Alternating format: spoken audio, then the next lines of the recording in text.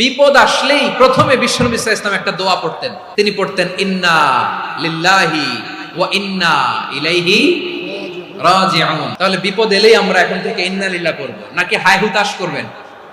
একদল আছে হাই হুতাশ করে, হায় আল্লাহ রে মোর কি হইল রে, মই কি হরমু রে, মই কমবে যামু রে, এরকম বিলাপ করতে নিষেধ করেছেন বিশ্বনবী। কি করব, কই যাব, কি হবে, হায় হায়, এরকম হাহুতাশ আছে না? নাই। বিশ্বাসীরা হাহুতাশ করে না, তারা ইন্না লিল্লাহ পড়ে। তারপরে বিশ্বনবী পড়তেন আল্লাহুম্মা আজুরনি ফি মুসিবাতি ওয়াখলুফ লি খায়রাম মিনহা।